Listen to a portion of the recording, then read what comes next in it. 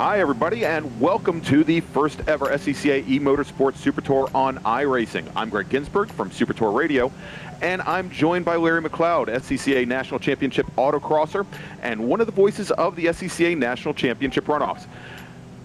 And for those of you who are concerned about Larry's and my safety, don't worry.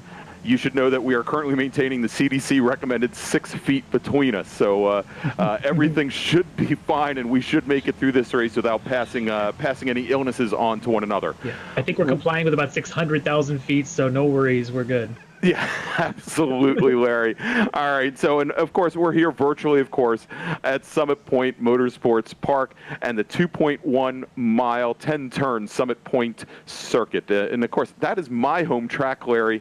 It first opened in 1969. You may think I'm old, but I'm not quite that old. I didn't start racing here until about 2000. So that said, we had a lot of great action a little bit earlier today. If you're joining us now for the Skip Barber Formula 2000 drivers and their race, which will be starting in just a few moments. Actually, qualifying has just started. We did have a race a little bit earlier today in the Spec Racer Ford chassis here on iRacing. The gentleman taking the win, not an SCCA member, matter of fact, came across the pond for this, David Gaspers. As Larry has said, pretty well versed in Spec Racer Ford racing on iRacing. DJ Alessandrini, who we're going to see out here as part of this race today. I believe we'll see him out here for this race. I thought I saw him in practice. He finished second, and it was a great race between Gaspers and Alessandrini. They came right down to the very last lap, going down through the chute, the fastest part of the Summit Point circuit, where Gaspers was able to cement the win. And Max Grau took the third step on the podium earlier today. Max in this race here in the Spec Race, in the Skippies as well. So, and there's Max on the screen right now. So we've got Max jumping between the Spec Fords and the Skippies, as well as DJs. We're going to see a lot of this crossover between drivers from first race to second. Too cool. Yeah, it's going to be good to see. And we were talking to as we were interviewing both David and DJ at the end of our Spec Racer Ford race. Whereas David Gaspers pretty much specializes in Spec Racer Ford on the iRacing platform. DJ will pretty much drive anything, and it seems that he's pretty darn fast in almost every single car he gets into. He is, and we're going to see some of that talent coming through here. He's one of the fastest in anything he gets into, does a lot with the Skippy, does a lot with the Miata that we'll probably see him in later on, because, hey, we're going to have a third race of this eSports Super Tour here Saturday afternoon. But we've got a few others there. You see him on the screen. He's out of the Ohio area. He runs a Grid Life touring car as well. So DJ kind of getting out of the sim and into the real cars. There's, of course, Tom O'Gorman, one of those guys who's done sim. He's done real cars. He's a pro driver. And he's back here in the sim world helping us get this going, as well as getting in and being one of the fast ones. So we're seeing him crossing over. He was 6th in the Spec Racer Ford race this morning. There you've got Alexander Lukowitz, and I believe he was running in the top 6 or 7 this morning, had a bit of an incident, ended up down outside the top 10, but he's back running here in race number 2 in the Skippies. So we've got a lot of that happening. There's probably about 10, 12 drivers that jumped out of the first 40 in Spec Fords and now part of the second 40 here running the Skippies. Yeah, and a lot of notable names that we have racing. We also have Caleb Patry, who is in the first race as well. I believe he's currently running second. Tom O'Gorman, Pirelli World Challenge champion in 2 different classes. He's out there running. John, sitting currently in 7th, John Weschler. Interesting story. John Weschler and I were racing together his very first race, and he actually drove off track at Summit Point coming out of turn 7 to let me by. I doubt he will be doing that today.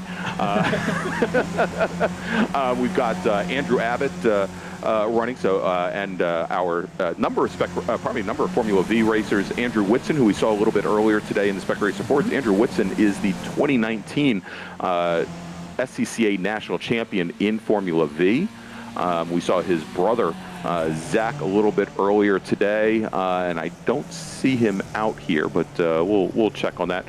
Ryan Kristoff, who drives a GT Light Honda CRX in SCCA, and I believe he's going to be running some Grid Life events in that car as well, is in the field. So it's really a packed field, and as you mentioned, we've got things capped. There we go. There's Ryan drifting it through turn 3, trying to gather things up to head down the chute here at Summit Point. It looks like he's got that livery on that car. Look at that.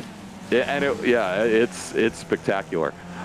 We actually years ago had an ITB MR2 race in the Mid Atlantic Road Racing Series that was painted very much like that. No vinyl, no computers. A couple things about this qualifying. We've got about 5 minutes to go. This is open multi-car qualifying. And if you're not familiar with the iRacing platform, in the public races, they are single car 2-lap qualifying.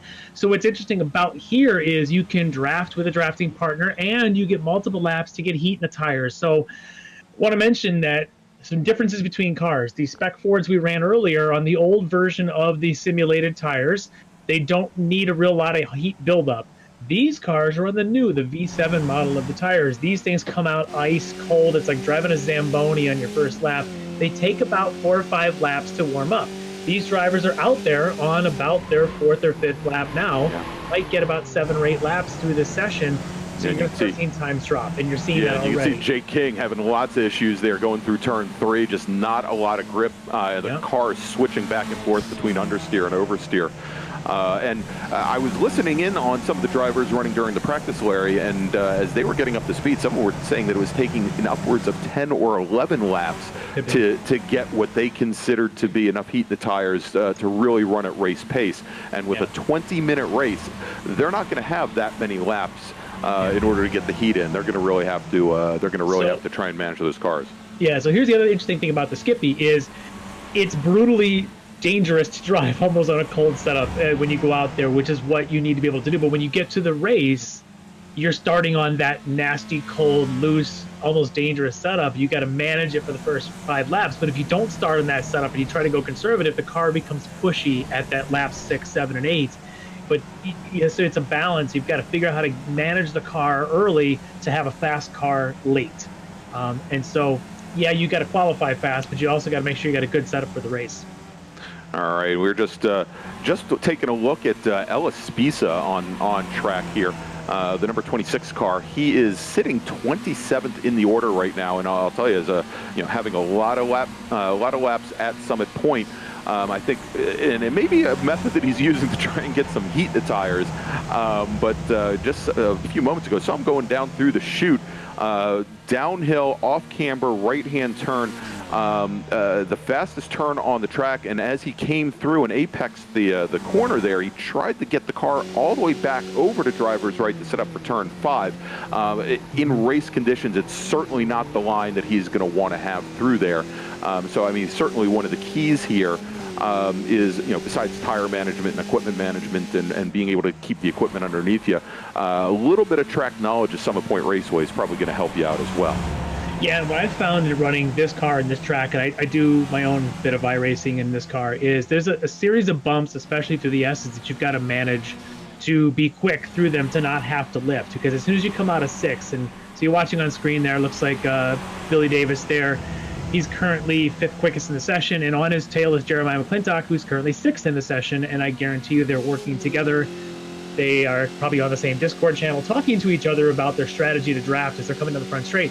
But there's a series of corners coming out of 6, that carousel. If you get on the gas just right all the way through 8, 9, leading to 10, if you do it right, you don't lift. If you do it wrong, you hit some bumps that skew your rhythm and will shoot you off track left. And you've got to know track knowledge of where exactly those bumps are. Yeah, absolutely. And it's not just the bumps. It actually starts right at the turn-in for turn 6 or 6A, the right-hander, after you exit turn 5. Because if you get it wrong, if you turn in just a little bit too early there, you're going to be fighting the car all the way through that carousel section. Look at this slip angle you can see that these guys are putting into this car. Look how much slip you can see in Billy's car in front of JT on the onboard here. And you need that in this thing. That's where these tires grip, is with a lot of slip angle. And now they've got a draft, I think, to be able to catch some draft to what's in front of them. And again, here you can see the rhythm of these S's, just shaking that car, turning in early, use a little bit of curb here through, what is that, 8? That's turn 8 as you head up the hill, and looked like McClintock not carrying the car out as far to driver's right. And again, a little interesting is they're trying to get that slip angle. Some of the lines even going into turn 10 where they're carrying, and I don't know if they'll do it during the race, but they're carrying the far left-hand edge of the track all the way down, which is definitely not the short way down. Typically, if you come out of turn 8 and straighten the wheel, it'll bring you, if not right under the center of the bridge, even to a little bit driver's right of the center, and it's a much shorter distance that way. Now, take a look at qualifying. You'll see what just happened there is JC was the trailing driver behind Billy, and this way I talk about that qualifying strategy and drafting is he now jumps up to second quickest just behind O'Gorman. Billy did not improve. He's still 6th. And that's how you're seeing it. So you need that drafting partner. Billy was able to help JT. O'Gorman, I don't know if he had drafted his lap or not, but as you're seeing, as we've ended our session, I believe as the session has ended here. On checker. So yeah, let's go. We'll run down the top 10 real quick, and also wanted to mention, because we had an overflow race. We've had to cap these races at 40 cars, and it filled up very, very quickly. We'll go down some of the top finishers in the overflow race in just a few moments. But actually, let's do that now, and we'll run down the grid in just a second. So let's talk about that overflow race. Taking the win was Richard Spicer. Now, Spicer was your 2012 Spec Racer Ford National Champion. Also won the IMSA Lights L3 Championship back in 07. So he came in and finished at the top of the podium in that overflow race. Matthew Herman finishing second. Paul Robinson finishing in third.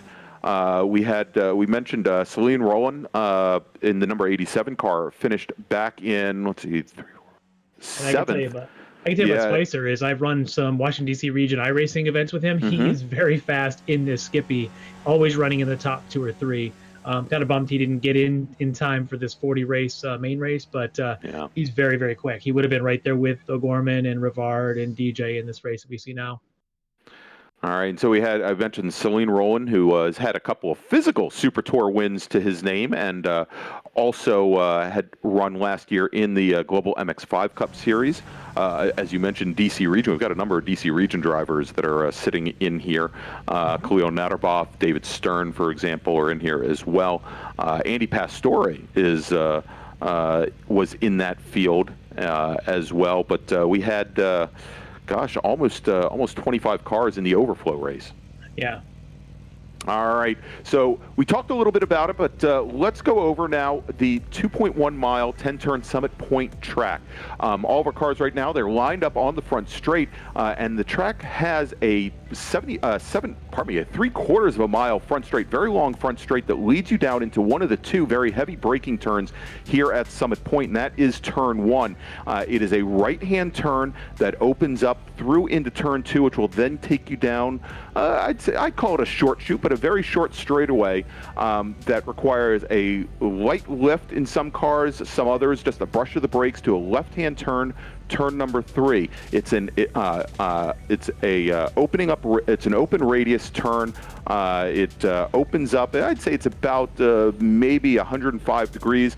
And if you get it a little bit wrong, if you turn in a little bit early, there's some gravel trap there, and the track, although it bends back to the left, will actually come right back to you. You go down the hill then through the chute that we talked about. That is the fastest section of the track, a downhill off-camber right-hand turn into the second very heavy braking turn. That is turn 5. You'll make a left-hand turn, and then you start that carousel section. Right-handers, left-handers, and then you make a right-hand turn up the hill, very fast turn. There's a little bit of a crease right and a crown of the track right in the middle that may throw these cars off, but then you come up to another light braking turn 10 and right back onto the front straight. All right, and the weather conditions here at our virtual Summit Point, a little bit cooler than it is for me down here in Charlotte, but 80 degrees, but the track temperature at 93 degrees Fahrenheit with very little wind, very common actually for Summit Point this time of the year. As the safety car, or probably the pace car, Porsche GT3 Cup car, nice upgrade for Graham and our DC region pace car driver as he heads down towards turn 1 with the field now as we'll set up for the grid. So a quick little shout out to Mike Cobb. Hopefully he's listening in. Hey Mike, you better be listening because your whole peeps from your Topeka office and around the country are working their tails off to get this happening. So this is a lot of fun. Let's keep doing this. Quickly running through the order on the pole, Tom O'Gorman has got the pole at a 20.9, just on his outside there. JT, Jeremiah McClintock, second row, Zach Brevard out of the Formula F Racing. DJ Alessandrini, Mr. iRacing himself, there on the outside of row 2. Alex Lokowitz in row 3 alongside Billy Davis, who's an autocrosser extraordinaire there. Row 4, Evan Rackison and Ryan Field. Row 5, if I have this right, Jake King and Christian Abate, who jumped over from the first race. Row 6, Max Grau, he was also in the first race, and John Wetchler on the outside of row 6. Row 7, Darius Trinka. He was very quick in our warm-up for this race. We'll see if he can maintain that pace here in the race. He's alongside Caleb Patry, who also ran in the Formula Spec Racer 4, is actually in the first race. Ryan Christoph, who's been running, I believe he ran, what's he running? I believe he's running in road racing, if I'm not mistaken. Well, GT Light driver. That's right. And also running in Grid Life Touring Cup as well. That's right. And then he's alongside Ryan Otis, who's an autocross from the West Coast, a multi-time national champion out there. He in there in row 8. On row 9, it's Andrew Abbott, who's, I believe he said he's running Formula V's as well. He's alongside Kevin Zhu, who's been running a lot of iRacing out of the DC region. We'll get to the rest here in a little bit as we're coming on to the last straight before turn 10. This is going to be exciting. A lot of draft, a lot of action. I'm really curious how Tom takes this first turn as the pace car pulls in and leads the pack. Does he wait or does he go? It's going to be exciting. All right, to the field now. Tom O'Gorman bringing the field onto the front straight here. Again, 2.1 mile, 10-turn Summit Point circuit. And as the field comes on, they're all nicely gridded up. And we have a green flag, very early green, and it looks like we've got a car that had a little bit of trouble coming out of turn 10. We'll check on that as things go on, but they're making their way now down into turn 1. For cold tires. This is where cold tires are really an issue. There you go already in the middle of the pack, got it off, but I'm watching the front now as O'Gorman's leading Jeremiah and DJ. And that looks to be the 25 car that just went off. Yeah, Andrew Abbott just went off, and O'Gorman now trying to lead the field through here, but it looks like he may have dropped a few spots. The one that's going to be impatient here is Billy Davis. I run with him a lot. He does not like to be 6th, 7th, and he does not want leaders to get away. So you watch, he's going to be in that silver car. He's probably about 5th or 6th right now. He's behind Lukowitz. He does not want to lose the pack here. Yeah, we got the 17 car comes down through the grass cut. And we've got a lot of cars. He came right across the apex of the turn as the traffic was coming down here, and big issues. Unfortunately, but our leaders still out in front, looking like they're pretty clean now. We've got O'Gorman still with McClintock. Oh, that's DJ. Yeah, I think that's Alessandrini right behind him now as they come down, and Alessandrini stepping out of the draft, running side by side with O'Gorman as we have a couple more cars off at turn 10. Kevin Zhu, who you mentioned just a little while ago, now as our leaders head down into turn 1, and we have a new leader, and it's DJ Alessandrini. He gets around Tom O'Gorman, and another car going around. Here we've got a couple cars that are all tied up down at turn 1. We'll try and pick up some numbers here for you in a second. Number 20 car involved in that incident, trying to get back underway, and we've got cars losing tires and losing wings. John Webster. Yeah. And Abbott out is car we're seeing now with the damage to him. Yeah, Abbott's having a bad day in the number 25 car. But one of the things you'll notice, and you might want to talk about this a little bit different with the Skip Barber cars, that we're actually seeing quite a bit more damage with wheels coming off and wings getting knocked off that we didn't see. We saw dents and what have you in Spec Racer 4. With but the updated model that iRacing released last year of the Skip Barber car is they've updated the damage model, so it's a little bit more realistic in how the damage actually is applied. You'll see a lot more wings cracked. You'll see bodywork getting damaged, wheels flying off. But a little bit more realistic in how it happens. But the good thing about this race setup is if you can get back to the pits, it's an instant new car for you, and then you can rejoin the race. If you can't continue, if your car is broken so badly, you can get a quick tow. You wait in the pits for about a minute or two. The tow will bring you in, and then you can restart. But I'm watching out in the front now. Yep, there you go. O'Gorman making the move on DJ. Right behind him, though, is Rakusin trying to take the inside there on DJ as well. Yeah, getting a little loose coming through turns 1 and 2. Yep. We'll have to see if he can get the move done. Now, Alessandrini's set up for turn number 3. If he can hold position there, he should be able to retake that position. Now, as we've got Billy Davis, who's sitting in the catbird seat, you can see on the video here, yep. And I think he's just waiting for Rakusin or Alessandrini to maybe take each other out, as they're going to go too wide now into turn 5. Well, I'm going to tell you exactly what's going on because I know these guys well. Is Billy Davis, JT McClintock are on their own Discord channel. They are talking to each other. And going back to what we talked about in the first race, going back to the Formula V race from the runoffs, where the two brothers were talking to each other, deciding who's going to win. It's exactly what's going on, because in the world of virtual racing and sim racing, this is what happens all the time, is those two guys are strategizing who's in the lead, where you're at, how do we maintain the pace. And I guarantee they're right now saying it's a 20-minute race. We've got 16 minutes to go. There's no sense in doing anything, as we watch some contact there and the car off. That was Andrew Ball spinning coming down through the chute. Got a little bit of help there, it looks like. Yeah, a lot of help. Yeah, a little pit maneuver there for him, unfortunately. Oh, it's unfortunate. And it looks like Billy Davis, he's off and he's on the pit out. Oh, you know what? I bet he grabbed an extra downshift. Yeah. During practice, he was talking about that his paddles were accidentally grabbing an extra gear, and you can do that with this car. If you grab second or third by accident with a high revs, you can blow a motor, and I bet that's what he just did. That's unfortunate, because he's got pace. So all right, let's take a look. If we move back a little bit, look in the field here. Great battle going on for 7th place. We've got Ryan Otis, we've got Jake King, Max Grau, who finished 3rd in the Spec Racer Ford race earlier today, and also Christian Abate, as they're now all heading down through the chute, being led by the 38 car. Trinka. Yeah, Darius Trinka. And I mentioned in the opening, Darius Trinka was the second quickest, I believe, in the practice session. He was running with DJ Alessandrini in the practice that led up to the qualifying today. Very, very quick. And right now he's leading this train of about 5 cars. So this is a pretty quick whip. And that is the fast way to get around this circuit, is in a train. Once you start going side by side in crazy places, you slow down. I'm curious how quickly they were able to do this and try and watch who's in front and who's in the lead. The problem is, though, when you go side by side, these open wheel cars, like any open wheel race, they don't like to mingle too much. They don't door bang too well. All right, if we jump back up to the front of the field, it looks like our leaders have separated themselves out just a little bit from Evan Rakusin. I think that battle that was going on a little bit earlier for a while allowed O'Gorman to get away, but Alessandrini's moved back up into the lead. But here's this battle with Trinka and the other guys as well. So we'll get back to that in a second. It's sort of battles, you got 2 of them going on. You got the Trinka and Lukowicz, and you got Alessandrini and O'Gorman. This battle for 1st and 2nd is going on, and the battle for 5th and 6th is all happening, and it's multi-screen battles. We need to see it all. Split screen racing. Yeah, we'll have to get that split screen. Yeah.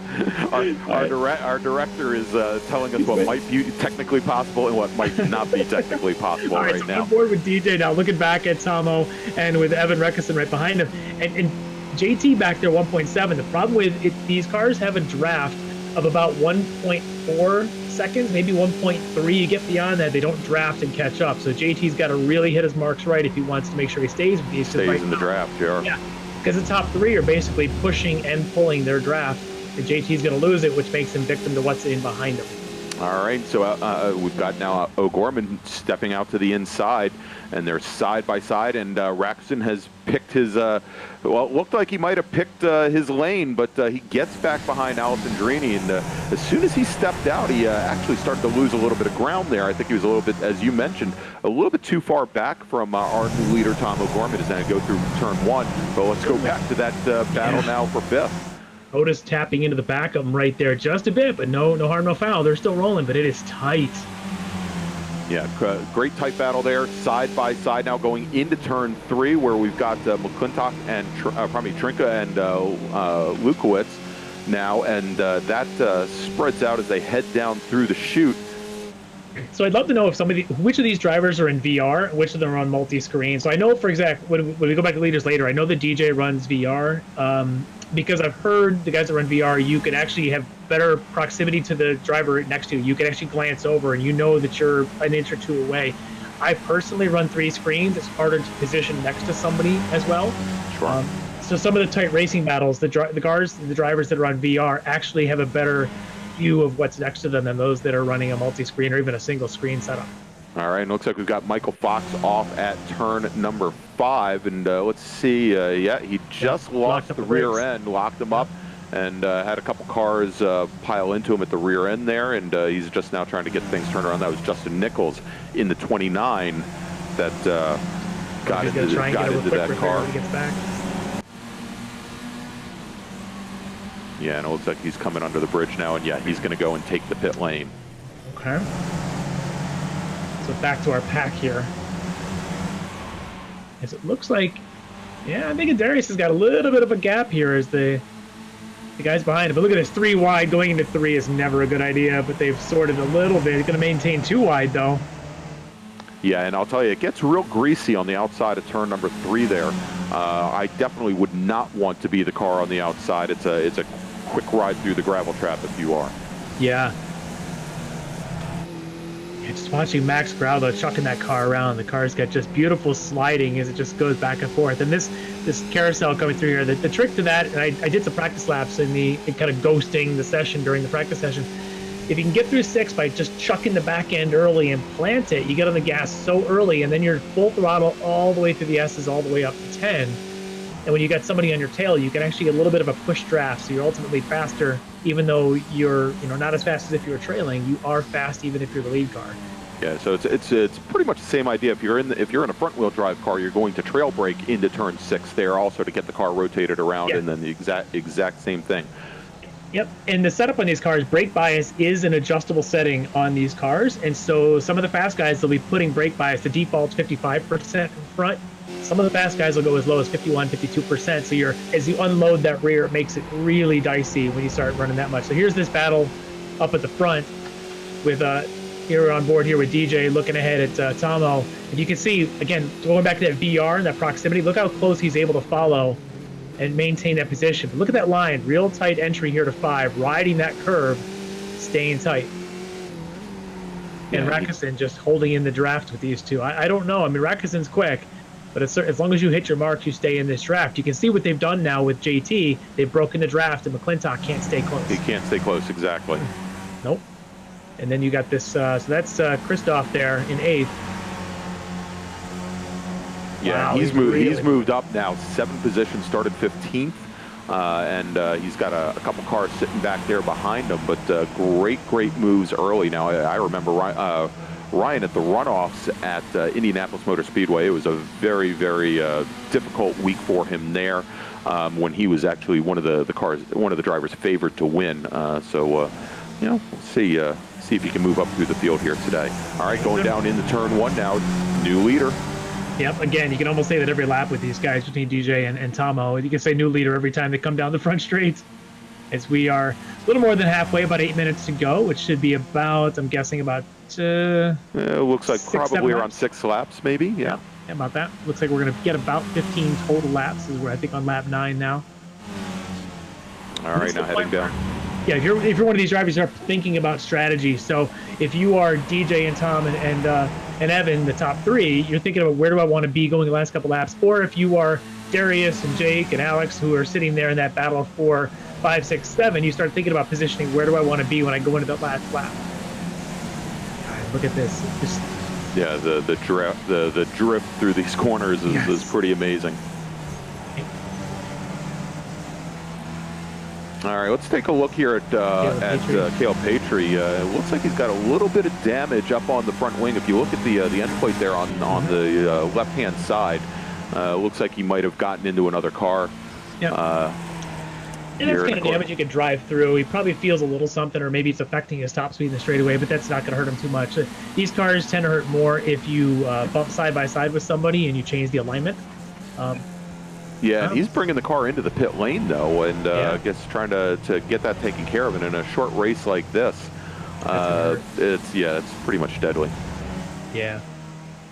All right, look at this now coming. Leaders, here they go. Look at tight 1, 2, 3 as they go through turn 3, nose to tail.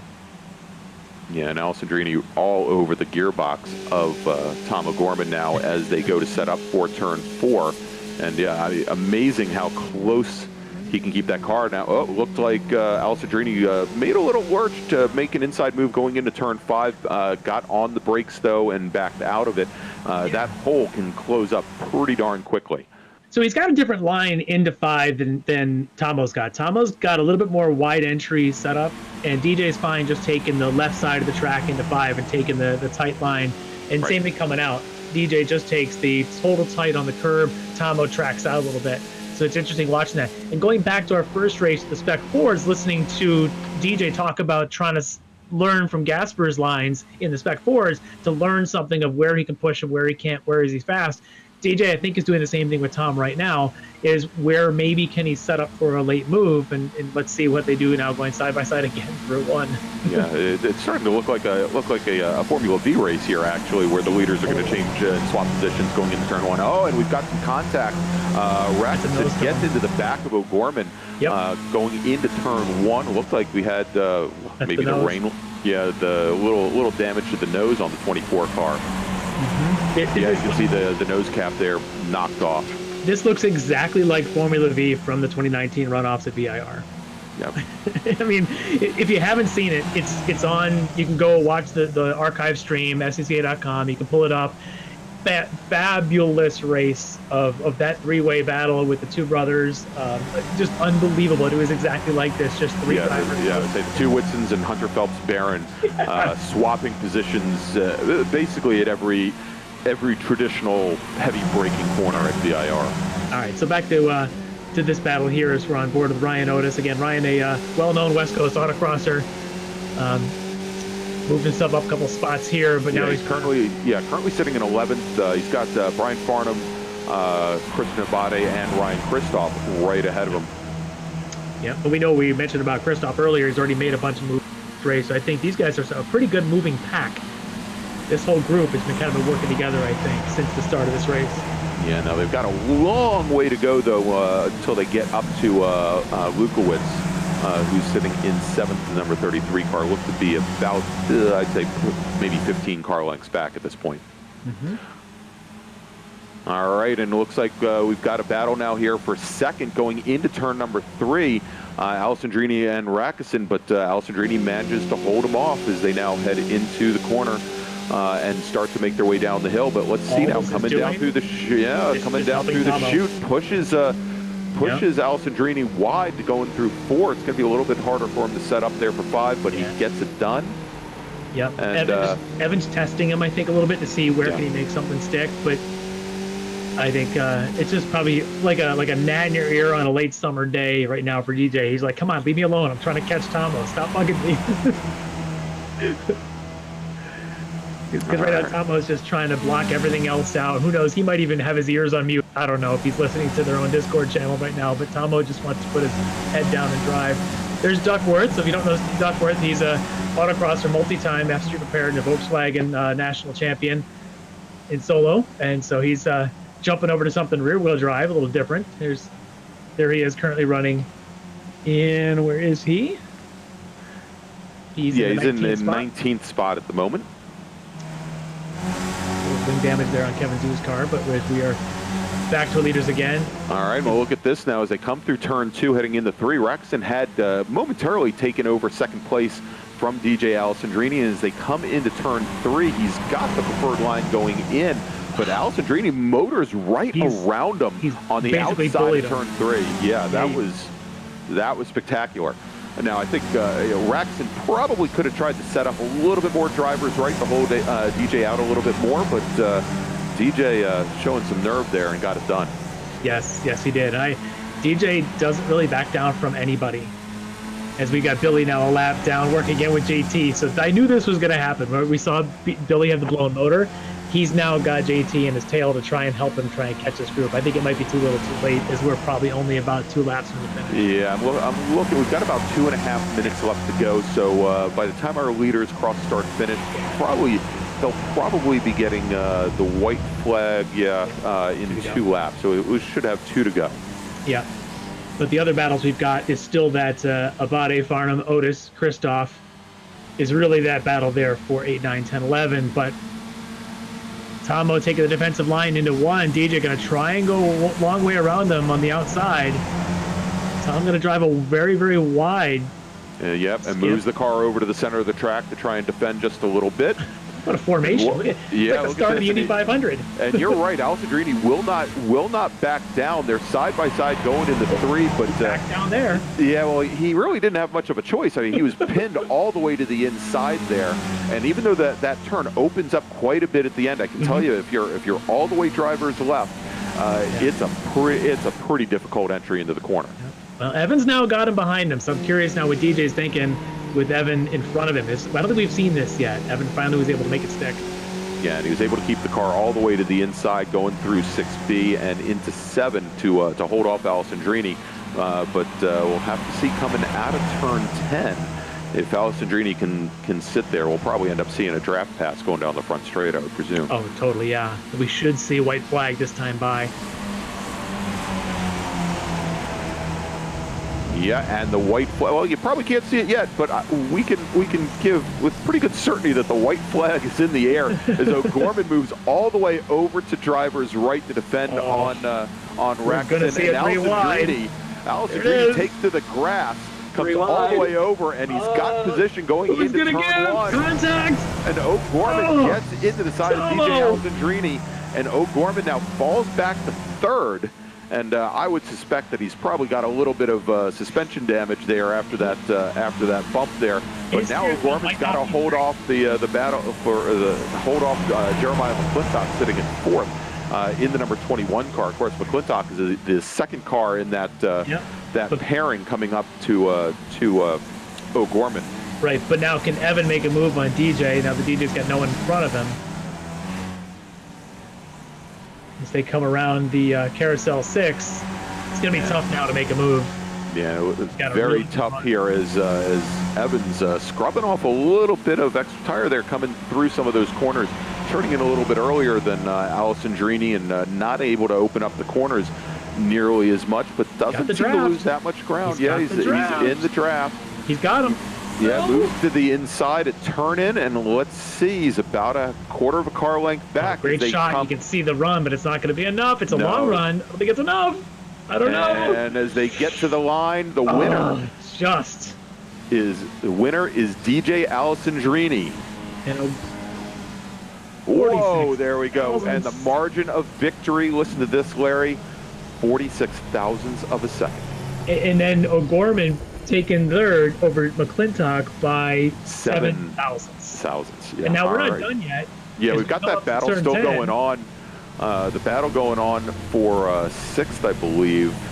So Darius Trinka comes home 5th. In the battle for 6th, Jake King by 0.116 over Alex Lukowitz. And then Christian Abadi, who ends up being about 2/10 over Ryan Otis, who's only a couple of hundredths over Brian Farnham and Ryan Christoph. Those 3, here we see it. Look at the 3 of them here. This is that battle. Otis, we've got a battle now Christoph. Now let's take a look, because we've got the battle, I believe, that's for 9th, right? Farnham, I believe, on the right, Otis on the left, and Christoph in the middle. Yeah, this is absolutely amazing. Check this out as they come over the stripe in slow motion. 3-way photo finish. Yeah, that was about a quarter of a foot separating the 2 cars on that were flanking Ryan Christoph. Absolutely amazing. Amazing. Yeah, great battles. I think this car creates good battles, but these drivers responded with some amazing driving. I mean, watching those 3 just constantly 3 wide, swapping the lead, and it wasn't like just gentlemanly. These guys were really pushing it. Yeah, no doubt whatsoever. And you could see how these cars progressed in their handling from the start of the race on those very cold tires till those tires started to come in. The slip angles started to decrease. You didn't see the cars drifting necessarily from one side of the track to the other, and really some spectacular, very close racing. All right, and our hard charger of the day on the screen, you can see it. Jackson Robillard started 38th. almost at the one row from the very tail end of the field, finishes in 22nd position. So makes up, I can't count. What's that? 16 positions 16. or thereabouts? Yeah. I've You run out can't of fingers. count. What day of the week is it? Nobody knows. Nobody knows. Heck, I don't. I think I'm in West Virginia right now. So there you go. We are, aren't we? Yes. We're 6 feet apart, but we're all in West Virginia right now. We're at the top of the Bill Scott air-conditioned broadcast tower. So there you go. Yeah. So Larry, great as we run down the field here. Are we going to try to, Mr. Director? Are we going to try to get our winner and hopefully some of the rest of the podium back on for interviews here in a few moments? I think we are going to try and get a couple of them in here, so we'll do a quick little break, and then we'll bring them in for a couple of interviews in just a minute.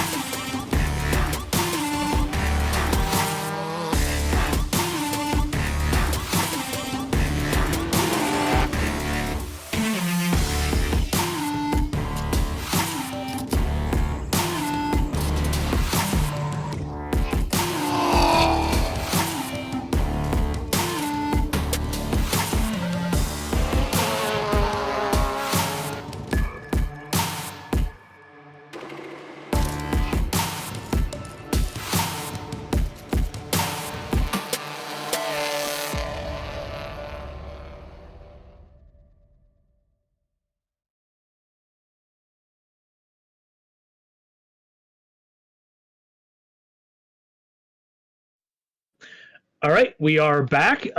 We've got here a bit of an interview. We're going to talk to Tom O'Gorman, who led most of this, had a bit of contact, as we're seeing on the screen now as we came through turn one. Tom, real quick, we'll just talk about that race and the excitement of the three-way battle at the front. Walk me through a little bit of what was going on between you and DJ and Evan through the course of that race.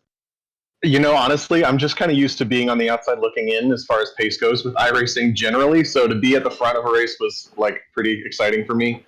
I can usually hang on to the back of the front group, but I'm not usually leading the front group. So that was really cool.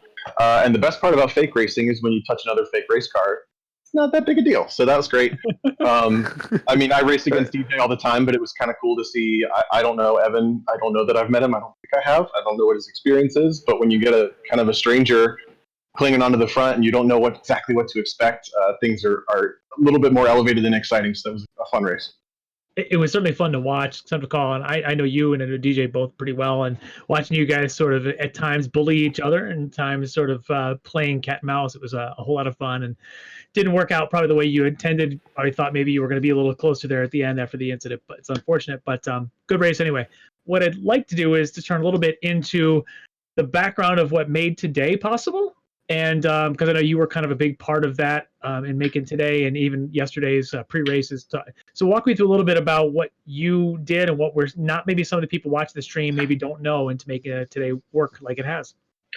Sure. I mean, obviously the real motorsports world is kind of ground to a halt as we're not allowed to go to actual events. And it's been really cool to watch eSports be kind of thrust into the limelight in a way that it didn't have any control over it. Everyone just kind of turned to eSports, and motorsports is no different. So that ball really started rolling probably 2 or 3 weeks ago for certain people, and us at the SCCA, we figured that get in on the action, mostly because we have this huge community base of people that now don't really have the best way to participate with cars, have fun with cars with their buddies in person. So the goal is just to figure out a way to allow everybody to kind of maintain the community, maintain the touch point with people that they only get to see a couple times a year.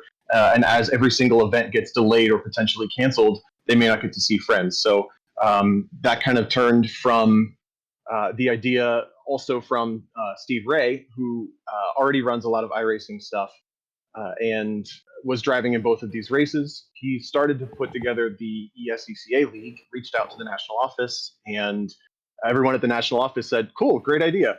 We know nothing about that. So they reached out to me because I play a lot of these games anyway, and have been continuing to use Steve as a resource. And Steve and I use our expertise on the iRacing side, and I kind of network to the national office side, and the national office side really maintains that touch point for the whole community across the country to now facilitate what hopefully becomes a more regular thing. We really just put this out there as we're going to see what happens, figure out what direction we want to go. We filled race 2 in less than 2 minutes, and I expect the MX-5 race will be similar to registering for the Toledo Pro Solo tonight. So I've heard that already. It's becoming an F5 race. I think we're onto something. I think Steve's original idea of a VE Super Tour is the coolest thing, and I think you'll see this grow. Yeah, I think the demand is definitely showing up very quickly. Do we think maybe going forward? I know that there was a official race that sort of popped up last night that you quickly set up, or whatever that was, night before last. We think maybe in the next week or two we'll see some more of that sort of ad hoc. Hey guys, we're going to do a quick little, maybe a multi-car race, practice qualifying race midweek, just to throw something out there. Do we think we'll see more of this Super Tour format? What do we think we might see? I think both, because the Super Tour format is equally entertainment as it is participatory. And like we said, today was very informal. There was no registration. There was no system in place to make it formal, other than we're going to do the live stream. We're going to put it out there to the public. We're going to tell everybody the password. First 40 people in get to come play. Obviously, we'd like to formalize that process at the highest level a little bit. And those are the races you'll probably see streamed and kind of equal parts participatory and entertainment. But then the nice part about iRacing is we could throw up a session every single night of the week and just kind of run through the cars and run through the timelines of, sometimes we could run West Coast time, sometimes we can do East Coast time, and make it so that the community can take part on a broader scale and then stream the big stuff. Sure. I'm so looking forward to that. That's awesome. And a quick little shout out. I know that lots of regions have their own regional programs. Yeah. So if you're listening to this at home and you're jumping into iRacing and you haven't quite figured out where to go, what to do, I know that Washington D.C. region obviously is one of the we had a great had the great the 1.2 hours of the point last night here at Summit Point to kind of harkens back to the 12 hours at the point endurance race that used to run here for many years. And lots of people not only driving. I think Tom, we probably had probably around 30 cars or thereabouts driving, but we had a couple hundred people sitting in on YouTube and on Facebook streaming it at the same time. So it gets a lot of people involved. So I know that's going on, and I've heard that the B-Spec guys are organizing their own races as well. They are. Hopefully that kind of gets mixed into this as well. So you're starting to see some of that groundswell of all this happening.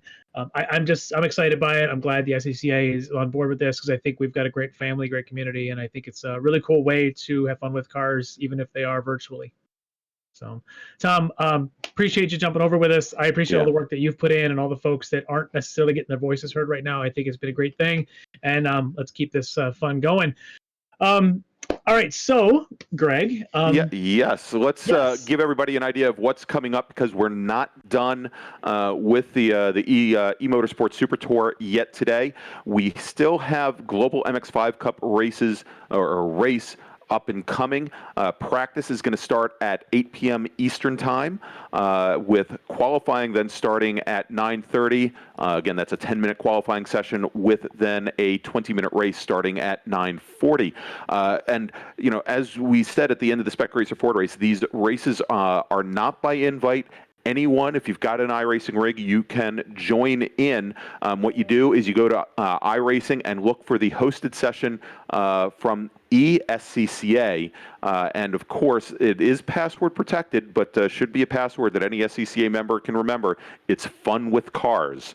So come join us if you want to. As Tom was saying, it only took 2 minutes for all 40 slots in the Skip Barber race to fill up, and you know, Summit Point's only a 2-mile course, and I've never seen more than 55 real cars out on that track at a time. We're capping things at 40 entries, so come on by right and you know, be ready to finger click right at 8 p.m. Eastern Time. The first race is capped at 40, but there'll be an overflow race that'll be a bigger number, and just let people know the reason that has broadcast. There's an iRacing, not a broadcast glitch. It is with iRacing, not to throw them under the bus. They're working on it, but it's a little bit of a glitch with their graphics that goes a little bit haywire beyond 40. And I know that hopefully the next couple of days they're going to resolve that so we can get back to having 60-plus car fields.